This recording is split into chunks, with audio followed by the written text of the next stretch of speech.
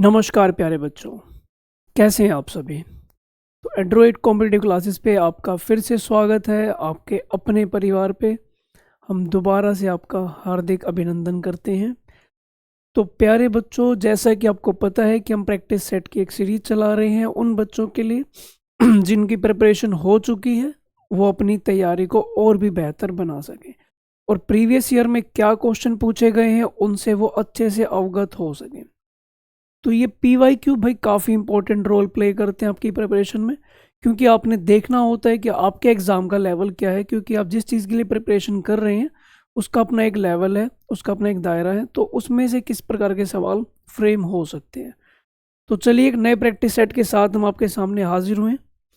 तो क्या कुछ है आज के सवालों में, उनकी हम चर्चा करते हैं। तो ये है भाई आज का पहला क्वेश्चन, देखें जरा क्या कुछ है इनमें। तो इन्होंने कहा कि भाई 6 और 110 का लघुत्तम समापवर्तक क्या होगा। लघुत्तम का मतलब है कि एक ऐसा नंबर जो इन दोनों के पहाड़े में आता हो और वो सबसे कम हो, क्योंकि पहाड़े में तो बड़े सारे नंबर आ सकते हैं पर उनमें भी सबसे कम क्या है। तो हमें इनका एलसीएम निकालना है। हम इसे बाई ऑप्शन ही कर लेते हैं, ठीक है। एलसीएम प्रॉपर निकालने की आपने आवश्यकता नहीं है। हमने ये देखा कि नंबर 6 के भी पहाड़े का होना चाहिए और 110 का भी। अब 110 के पहाड़े में कौन सा नंबर आता है वो देखते हैं। तो मैं सबसे छोटा नंबर पिक करता हूँ 300। भाई 11 के पहाड़े में तो 300 नहीं आ सकता। अगला नंबर कौन सा है, तो मैंने देखा अगला तो है 330। अब मुझे ये भी देखना पड़ेगा कि क्या ये 6 के पहाड़े में भी आता है, तो मैंने इसे 6 से डिवाइड किया। तो 6 से डिवाइड किया तो 6 पंजे 30, 3 रह गया, फिर 6 पंजे 30। ये तो भाई दोनों से डिविजिबल हो गया। ये आपका आंसर हो जाएगा। उम्मीद करता हूँ समझ आ गया होगा बड़े प्यार से। ठीक है जी। अगला क्वेश्चन देखें क्या कहा गया। 18 श्रमिक हैं, वो एक सड़क को 15 घंटे में बना सकते हैं। यानी कि आप ये कह सकते हैं कि 18 वर्कर थे, 15 घंटे में इन्होंने काम कर दिया। अब पूछा जा रहा है कि अगर वही सड़क मुझे 9 घंटे में बनानी है तो मुझे कितने और श्रमिकों की आवश्यकता पड़ेगी। तो मैं देखता हूँ कि भाई ये जो काम है अगर 9 घंटे में करवाएं तो कितने वर्कर इसे करने के लिए आएंगे। तो 18 वर्कर 15 घंटे में काम करते हैं। अब यही काम मुझे करवाना हो 9 घंटे में तो मुझे कितने आदमियों की आवश्यकता पड़ेगी। तो हमने देखा 3 के पहाड़े से एक कैंसिल किया, फिर 3 के पहाड़े से ये गया। तो यहाँ पे मैंने देखा कि इस काम को करने के लिए तो हमें 30 आदमियों की आवश्यकता पड़ेगी। पर सवाल ने कहा कि अगर 18 हैं और मुझे 9 घंटे में करवाना है तो कितने आदमी और लाने पड़ेंगे। तो 18 तो पहले से ही थे, यानी कि मुझे कितने की आवश्यकता और पड़ेगी, 12 की। ठीक है जी, बात समझ में आती है। यानी कि अगर मैं 12 वर्कर और ले आऊँ तो यही काम 9 घंटे में कंप्लीट हो जाएगा। इसका मतलब सीधा सीधा ये है। चल सकते हैं आगे, बस चलते जाओ चलते जाओ। 20 आदमी 6 दिन में 520 रुपए अर्जित करते हैं, तो 18 आदमी 10 दिन में कितना धन अर्जित कर लेंगे, ये आपने पता लगाना है। अब 20 आदमी हैं, 6 दिन काम करते हैं, तो इनके द्वारा कितना पैसा बनता है, तो वो है 520। वो मैंने लिख दिया नीचे, क्योंकि मान लेते हैं ये रुपए का मतलब काम ही मान लो आप। तो हमने एक फॉर्मूला पढ़ रखा है MDH डिवाइड बाय जो भी उनका काम होता है। तो मैंने यहाँ पे लिखा जो मैन है ये डेज है, ये इनके द्वारा लिया गया पैसा है। इक्वल टू अगर हम देखें दूसरी तरफ तो 18 आदमी अगर 10 दिन काम करते हैं तो भाई उनका कितना पैसा बन जाएगा। तो यहाँ पे मैंने M1 मनी मान लिया जो मुझे निकालना है। ठीक है, अब कैंसिल करें तो भाई इससे ये गया, उसके बाद इससे ये गया, 6 के पहाड़े से कट करो तो ये 3 पे गया। क्रॉस मल्टीप्लाई करता हूँ तो ये देखें 26 गुणा 3, ये 78 और 1 0, यानी कि 780 रुपये आपके बन सकते हैं। क्या ये बात समझ में आई, कोई परेशानी नहीं। अगला क्वेश्चन क्या कहा गया। तो इन्होंने कहा कि 4800 का 25% का 15%, फिर उसका 10% क्या होना चाहिए, ये आप पता लगाएं। तो देखिए हमने क्या किया, अब हमें देखना है 4800 उसका 25%, यानी कि 25/100। फिर उसका 15%, देन उसका 10%। तो हमें इसकी वैल्यू निकालनी है, बहुत सिंपल सी बात है।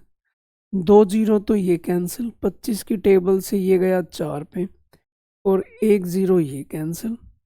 उसके बाद देखा हमने भाई ये 4 से कट किया तो 12 पे जा रहा है। 12 गुणा 15 होता है 180, और नीचे ये जीरो इसको कट कर देगी एक जीरो को, तो कुल मिला के आपके पास जो बचेगा नंबर वो बचेगा 18। कोई मुश्किल काम नहीं चल रहा, कोई मुश्किल सवाल नहीं पूछे जा रहे। ठीक है, इतनी तैयारी तो भाई आपको होनी चाहिए कि आप एटलीस्ट इन सवालों को डील कर सकें। ठीक है, कोई बहुत ज़्यादा मुश्किल या टफ लेवल नहीं है इनका। अगला क्वेश्चन देखिए। तो इन्होंने कहा कि अगर ये वैल्यू भाई मान लीजिए 1 के बराबर है तो इसका मान क्या होगा, जरा आप पता लगाएं। तो हमने क्या किया, आपके पास जो ये इक्वेशन है इसको हमने सिंप्लीफाई किया, मतलब कि क्रॉस मल्टीप्लाई। अगर मैं क्रॉस मल्टीप्लाई करता हूं तो भाई क्या आएगा, ये वाली वैल्यू। ठीक है, ए को मैं लेफ्ट में लाया तो ये हो गया, और बी को मैं दूसरी तरफ लेके गया तो ये 3b। बी को अगर मैं डिवाइड में लेके आता हूं तो आप कह सकते हैं कि ये 3/1, यानी कि ए का मान 3 है, बी का मान 1 है। अब इसके अंदर हम पुट करते हैं तो क्या होगा, 3 और 1 कितना हो जाएगा 4, और नीचे 3 - 1 यानी कि 2। इससे हमने कट किया 2। ऑप्शन नंबर ए आपका करेक्ट है।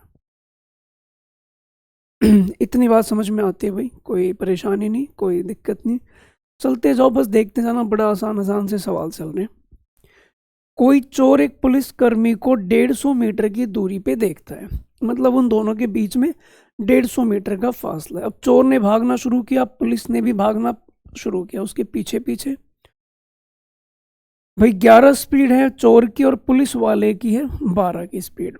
यानी कि कुल मिला के 1 किलोमीटर पर आवर की स्पीड से पुलिस वाला चोर के नजदीक जा रहा है। 6 मिनट बाद उनके बीच में कितनी दूरी बचेगी, ये आपने पता लगाना है। ये इनके बीच की दूरी थी 150 मीटर। इसकी रफ्तार कितनी थी भाई 12 की, इसकी रफ्तार कितनी है 11 की। भाई इसका क्या मतलब होता है, यानी कि आप यहाँ पे एक बात क्या कह सकते हैं वो समझें। यानी कि जो ये पुलिस वाला है इस चोर के नजदीक जा रहा है, 1 की स्पीड से इसके नजदीक जा रहा है, यानी कि 1 किलोमीटर पर आवर की स्पीड से नजदीक जा रहा है। 1 किलोमीटर पर आवर का मतलब ये हुआ कि भाई 1000 मीटर का डिस्टेंस 60 मिनट में ट्रेवल किया जाएगा, ये इसका मतलब है। यानी कि पुलिस वाला 60 मिनट में 1000 मीटर उसके नजदीक जाएगा इस रफ्तार से। हमें क्या कहा गया, 6 मिनट बाद उनके बीच में कितनी दूरी होगी। 60 मिनट में अगर पुलिस वाला इतना जा सकता है तो 6 मिनट में कितना गया होगा, तो मैं देखूं एक जीरो कट सकती है यहाँ से। तो मैं देख पा रहा हूँ कि जो पुलिस वाला है वो 6 मिनट में 100 मीटर जा चुका होगा। इनके बीच में फासला कितना है 150 मीटर का। 6 मिनट में पुलिस वाला 100 मीटर चल चुका है, उसके नज़दीक पहुंच चुका है। अभी भी उनके बीच में कितना फासला है, तो क्या आप कह सकते हैं भाई 50 मीटर का फासला है। क्या इतनी बात समझ में आई, कोई परेशानी। चलें आगे, अगला देखें। रवि ने 2 बाइक प्रत्येक को इतने में बेचे, यानी कि दोनों का अलग अलग सेलिंग प्राइस है। एक पर उसे 20% का लाभ हुआ जबकि दूसरे पर 20% की हानि हुई है। कुल मिला के उसका लाभ या हानि बताना है कितना रहा होगा, ये आपने पता लगाना है। ठीक है प्यारे बच्चों, ओके। जब भी कभी आप दो चीज़ें मान लीजिए सेल करते हैं और दोनों का सेलिंग प्राइस आपस में बराबर है, एक पे आपको X% का प्रॉफिट हो रहा है, एक पे आपको X% का लॉस हो रहा है, तो याद रखना आपको हमेशा लॉस होगा, और वो लॉस कितना होगा, तो x²/100%। तो इस हिसाब से अब मुझे लगता है कि आपने इसका आंसर ढूंढ लिया होगा। 20 का स्क्वायर डिवाइड बाई 100, यानी कि 400/100 कट करता हूं तो आप देख पा रहे हैं 4% की हानि होगी। क्या ये बात समझ में आई भाई। ठीक है, इस अमाउंट का कोई लेना देना नहीं था, सिर्फ इसने मुझे इतना बताया कि एसपी सेम है। अगर ये ना देता और एक लाइन ये लिख देता कि एसपी बराबर है, बस काम उतने से भी चल जाता। ठीक है प्यारे बच्चों, अगला क्वेश्चन देखें क्या कहा गया। एक बल्लेबाज ने जब अपनी 13वीं पारी में 85 रन बनाए तो उसकी औसत 5 रन बढ़ जाते हैं। ठीक है भाई, 5 रन से बढ़ जाती है, तो 13वीं पारी के बाद मतलब कि अब फाइनली उसकी औसत क्या रही होगी ये आपने पता लगाना है। देखिए भाई, यहाँ से लेके यहाँ तक ये अभी तक 12 पारियां खेल चुका था। अब अगली पारी हुई ये वाली 13वीं पारी। ठीक है, इससे पहले वो भाई खेल चुका था, ऐसे काफ़ी सारी 12 पारियां खेल चुका था। अब वो यहाँ पे 13वीं पारी खेलता है। ठीक है, अब इसमें यहाँ पे उसने 85 रन बनाए। इस 85 रन बनने की वजह से जानते हो क्या हुआ, जितने मैच पहले हुए थे ना, सब में 5-5 रन का इजाफा हो गया। जितने भी पुराने मैच थे सब में, यानी कि जो 13 के 13 मैच थे इनमें 5-5 रन का इजाफा हो गया। यानी कि पुरानी कोई एवरेज रही होगी, उनमें आपने 5-5 रन का कंट्रीब्यूशन दे दिया। इसका मतलब यहाँ पे आपने काफ़ी रन बना दिए। ठीक है, तभी तो इसकी वजह से इन पुराने वाले नंबर जो रन थे उनमें इजाफा हुआ। कितने रन एक्स्ट्रा बने मैं ये देखता हूँ। आप सभी को 5-5 रन एक्स्ट्रा दे रहे हो। ठीक है, टोटल कितनी पारियां हो चुकी हैं, 13। इसका मतलब ये हुआ कि अगर मुझसे आप पूछोगे ना ओल्ड एवरेज, यानी कि यहां मैं लिख दूं एवरेज बिफोर 13th मैच, यानी कि 85 में से मैंने देखा कि मैं सबको 5 दे रहा हूं, तो 13 गुणा 5 ये एक्स्ट्रा रन है, मैंने वो माइनस कर दिए। यानी कि भाई इससे पहले की जो मेरी एवरेज थी वो तो 20 थी, पर सवाल ने कहा आफ्टर बताओ, आफ्टर 13th मैच की एवरेज क्या होगी।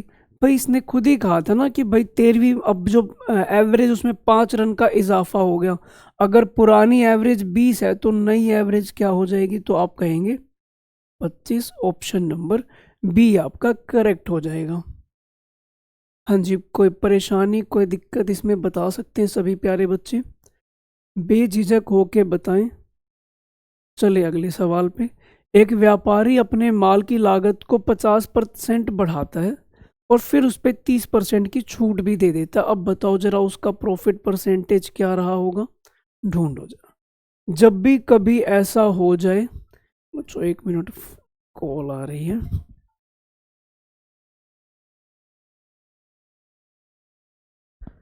हाँ जी, तो इन्होंने क्या कहा समझते हैं जरा। इसने कहा कि पहले आपने 50% का भाई इंक्रीमेंट कर दिया, फिर आपने 30% की उस पर क्या कर दी, छूट कर दी। अब जरा ये बताएं आप मुझे कि उसका लाभ प्रतिशत क्या होगा, ये आपने ढूंढना है।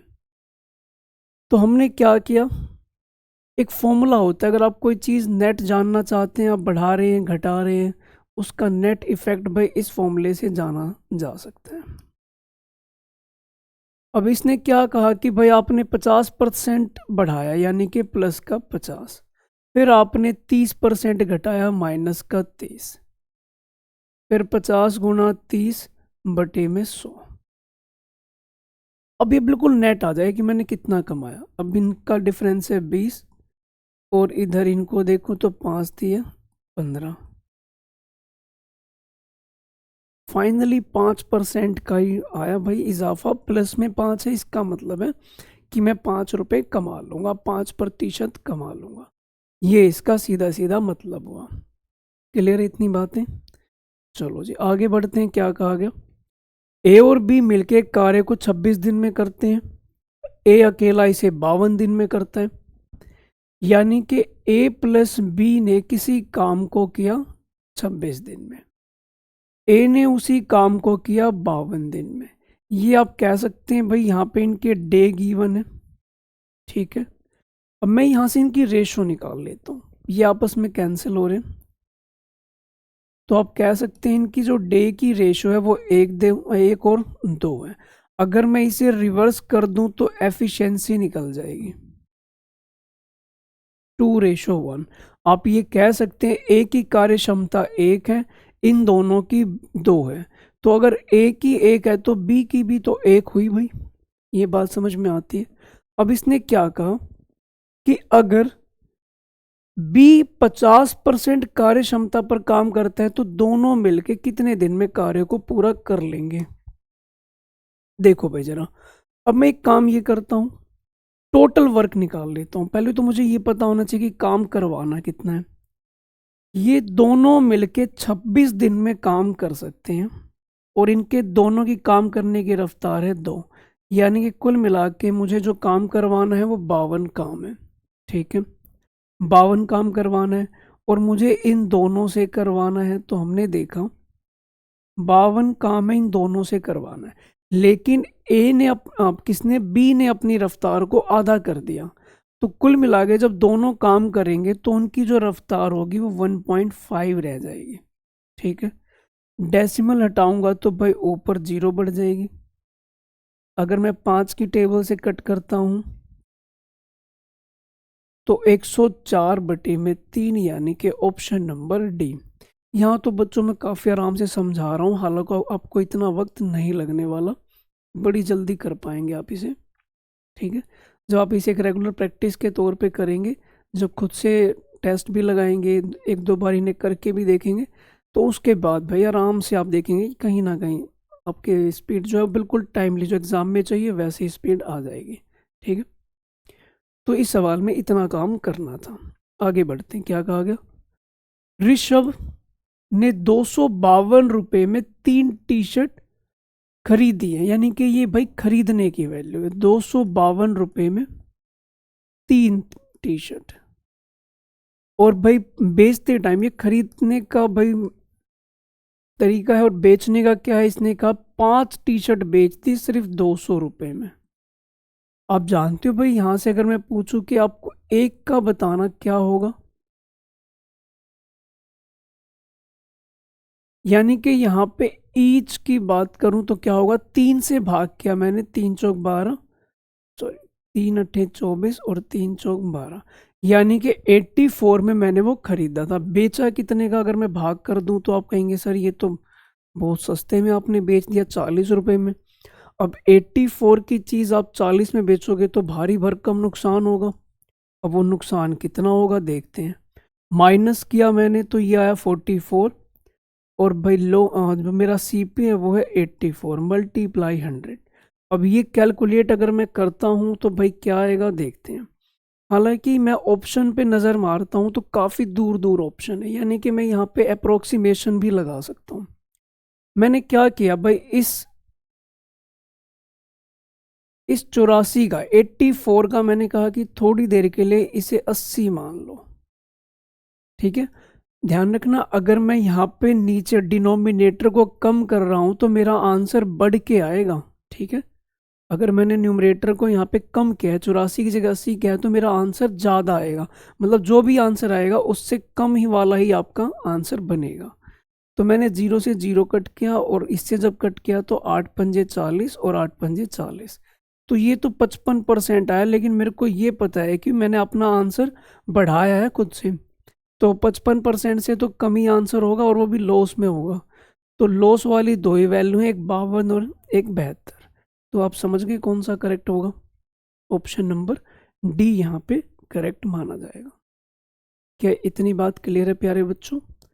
हाँ जी सर, बहुत अच्छे समझ आ रहे हैं। ठीक है, चलो फिर आगे।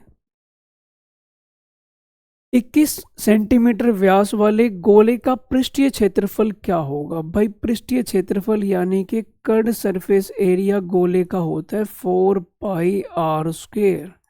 और ये है पाई की वैल्यू 22/7 है।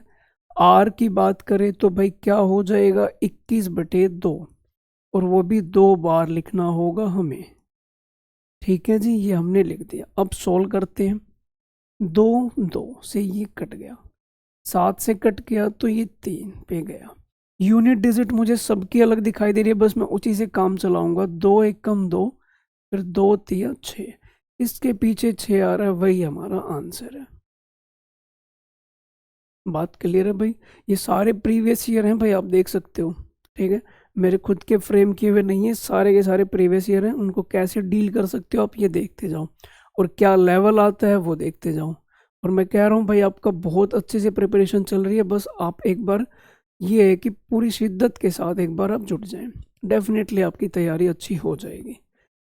5 खरीदे 3 मुफ्त पाए, यानी कि आप 5 खरीदते हो तो 3 फ्री में दे देते हैं। कुल मिला के आप अपने घर पे कितने लेके जा रहे हो? 8। उस 8 में से फ्री कितने दिए जा रहे हैं, यानी कि आप घर पे जब जाओगे तो आप कहोगे 8 आए हैं, मैं 8 लेके आया हूँ, उसमें से 3 फ्री वाले हैं, ज़रा परसेंटेज बताओ। तो ऐसे केस में क्या होता है कि 8 आप लेके जा रहे हो, 3 उसमें से फ्री है, मल्टीप्लाई 100।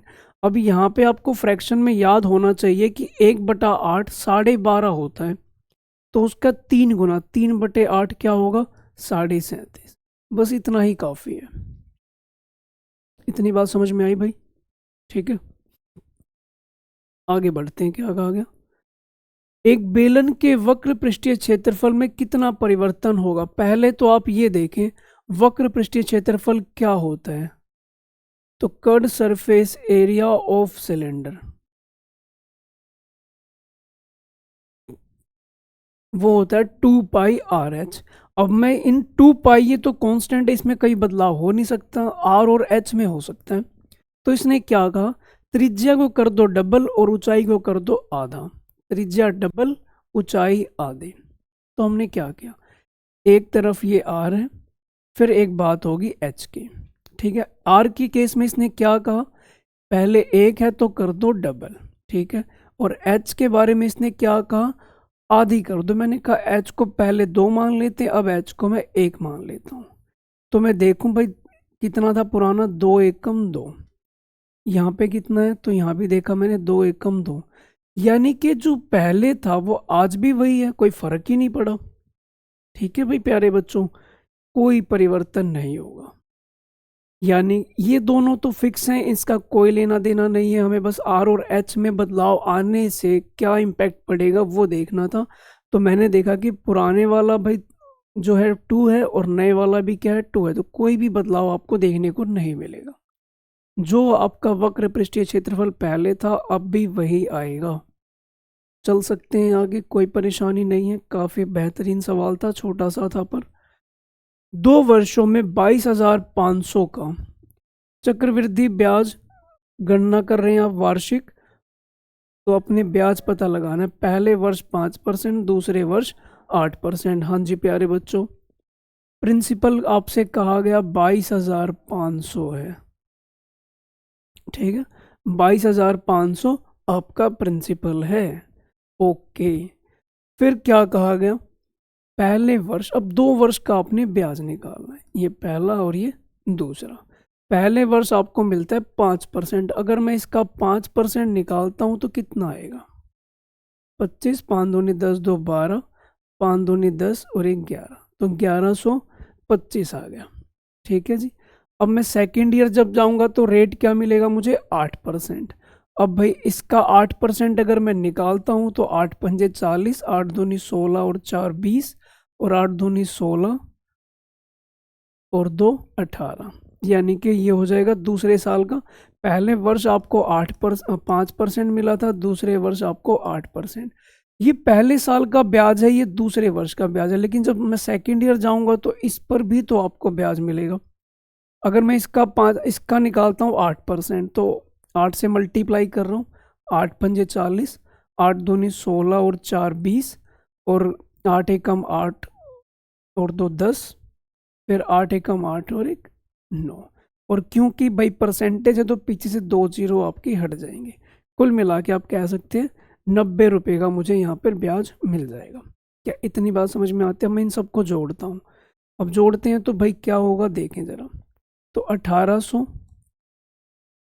और आपका ये 1125 और ये 90, अगर मैं इनको जोड़ता हूँ तो क्या आएगा, ये 5 9 2 11, 8 1 9 और 1 10, 3,015 रुपये।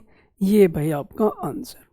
ठीक है, इतनी बात समझ में आती है, कोई परेशानी नहीं? ओके जी, आगे बढ़ते हैं। शंकु का आयतन ज्ञात कीजिए जिसकी ऊंचाई 24 और 14 है। तो आयतन, नॉर्मल सा question, 1/3 pi r square h, ये होता है भाई शंकु के आयतन का फॉर्मूला। अब इसने क्या कहा, पाई की वैल्यू को आप लेंगे 22/7। रेडियस की अगर मैं बात करूं तो वो 14 है, यानी कि 2 बार लिखा आपने। एच की बात करें तो वो कितना है, 24। ठीक है, 7 दूनी 14, ये 2 पे गया, 3 से कट किया तो ये 8 पे गया। मल्टीप्लाई करके देखते हैं भाई क्या आ रहा है। तो हमने ये देखा 14 × 8, 14 × 8 112, 112 × 2 224, और 22 का मतलब होता है 2 × 11। तो 224 की अगर मैं 2 से करता हूँ तो 448, और अब मुझे इसकी करनी है 11 से मल्टीप्लाई। अब 11 से मल्टीप्लाई का नियम क्या है, ये 8 एज इट इज, फिर इन दोनों को जोड़ा, 8 4 12, एक साइड में रखा हमने, 4 4 8, एक ये जुड़ जाएगा 9, और फिर ये वाला 4 एज इट इज। तो 4928, 4928 डी ऑप्शन आपका करेक्ट होगा। बोलो प्यारे बच्चों, क्या समझ में आ रही हैं बातें? पक्का कोई परेशानी, कोई दुविधा तो नहीं किसी के मन में? आगे बढ़ते हैं भाई, क्या कहा गया समझना। तो ये भाई आपके सामने एक सिंप्लीफिकेशन का क्वेश्चन है, बड़ा ही आसान सा। तो हमने सोल्व करना शुरू किया। देखें जरा, हमने देखा पहले ये छोटी सी ब्रैकेट है, इसको सिंप्लीफाई करते हैं। इसके अंदर क्या आएगा, तो 16 में से 4 गए यानी कि 12, फिर डिवाइड, फिर ये ब्रैकेट है, इसको बताओ सोल्व करके क्या आएगा। तो आप कहेंगे 6 और बाहर है -2, बस कुछ खास तो दिख ही नहीं रहा। 12 को अगर मैं 6 से भाग कर दूं तो क्या 2 आएगा, इससे ये कट के यहाँ पे क्या आ जाएगा 6, यानी कि ऑप्शन नंबर सी आपका यहाँ पे करेक्ट हो जाएगा। क्या इतनी बात समझ में आई भाई? चल सकते हैं आगे। ओके जी। अगला क्वेश्चन देखें क्या है। दो संख्याओं का महत्तम और लघुत्तम आपको गिवन है, उनमें से एक संख्या भी गिवन है, तो संख्याओं के बीच पूर्ण अंतर ज्ञात करें। दोनों संख्याएं निकालनी, उनके बीच का अंतर हमें पता लगाना है। फॉर्मूला क्या होता है भाई, दो नंबर की मल्टीप्लाई किसके बराबर होती है, उनके एलसीएम मल्टीप्लाई एचसीएफ। पहला नंबर आपको इसने बता दिया 64 है, दूसरा हमें नहीं पता। एलसीएम कितना है भाई, वो है 192, और एचसीएफ कितना है 32। 32 से हमने कट किया तो ये गया 2 पे, और 2 से हमने कट करा तो ये गया 96 पे। तो कुल मिला के दूसरा नंबर है 96 और पहला नंबर है आपका 64। इतना इनके बीच में अंतर है जो आप देख पा रहे हैं। तो हम देख पा रहे हैं भाई 32 का अंतर है बस। तो क्या आपको लगता है भाई अब इससे आसान सवालों की क्या आप उम्मीद करना चाहोगे? मुझे तो नहीं लगता। अगला क्वेश्चन क्या कहा गया, 624 लीटर का एक मिश्रण था जिसमें दूध और पानी दे रखा आपको। मिल्क और वाटर कितना है, तो 5:3, और ये है कितना, तो 624 लीटर है। ठीक है, आप चाहते हो कि ये जो अनुपात है वो कितना हो जाए, 5:4 हो जाए। तो बताना इसमें आप कितना पानी और मिलाओगे, यानी कि दूध में तो कोई बदलाव आपने करने की आवश्यकता है नहीं, जो भी बदलाव आएगा वो पानी में ही आएगा। ओके जी, तो हमने क्या किया समझना जरा। दूसरा पेन ले लूँ मैं, हाँ सर ले लूँ। देखो भाई जरा, अब 5:3 में मैं इसको डिवाइड करता हूँ। ठीक है, मैं ये देखता हूँ, या फिर एक काम करते हैं उससे भी अच्छा, मिल्क क्या यहाँ पर पहले से ही सेम है, होना भी चाहिए, कोई परेशानी नहीं।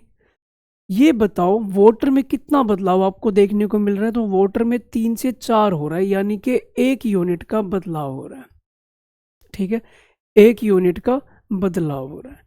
हमने देखा कि 5 और 3 8 है, 8 बराबर कितने के हैं, तो 624। तो क्या मैं इसे 8 से भाग कर दूं तो आपको 1 की वैल्यू मिल जाएगी, तो 8 सत्ते 56।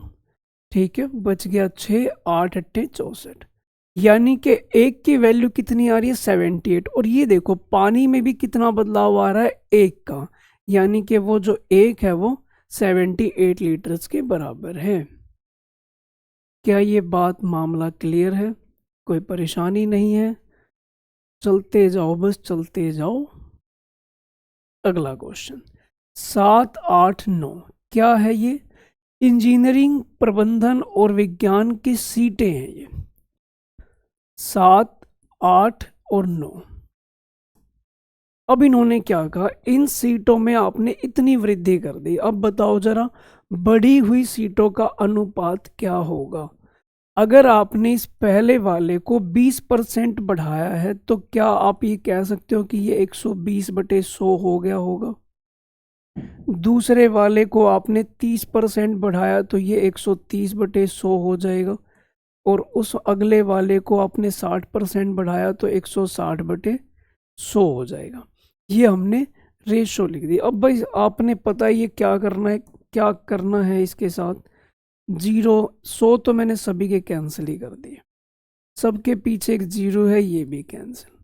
उसके अलावा भाई मैं देख पा रहा हूँ 4 की टेबल में ये जा रहा है, 4 की टेबल से ये जा रहा है, और 4 की टेबल से ये भी जा रहा है। मल्टीप्लाई 7 गुणा 3 21, 13 गुणा 2 26 और 9 चौक 36, तो 21 26 36। ऑप्शन नंबर डी आपका करेक्ट है। उम्मीद करता हूँ प्यारे बच्चों काफ़ी अच्छे समझ में आ रहा होगा। और भाई आपको वीडियो सेशन अच्छा लग रहा है तो इसे ज़रूर शेयर करें, लाइक करें, और जो भी बच्चा चैनल पे न्यू है सब्सक्राइब करके ज़रूर जाएं, ताकि भाई अपडेट आपको सारी मिलती रहे। ठीक है, नोटिफिकेशन एग्ज़ाम का या फिर कोई भी क्लास में जो भी बदलाव हैं वो सारी चीज़ें आपको पता लगती रहे। तो भाई आज की क्लास में इतना ही था। आई होप भाई वीडियो आपको अच्छी लगी होगी। अच्छी लगी हो तो भाई ज़रूर इस पे लाइक शेयर करें, कमेंट करें कैसी लगी आपको वीडियो। तो एक नए प्रैक्टिस सेट के साथ हम कल हाजिर होते हैं। आज के लिए इतना ही था। उम्मीद है भाई काफ़ी कुछ समझ में आया होगा, काफ़ी आपको बदलाव देखने को मिल रहा होगा कि आपकी तैयारी अच्छे से और हो रही है। और हम इसी के साथ भाई कुछ ना कुछ और नई चीज़ें भी करते रहेंगे ताकि आपके लिए फ़ायदेमंद हो सके। ठीक है, मिलते हैं हम नेक्स्ट वीडियो में। तब तक अपना ख्याल रखें, अपनी तैयारी जारी रखें। Thank you very much.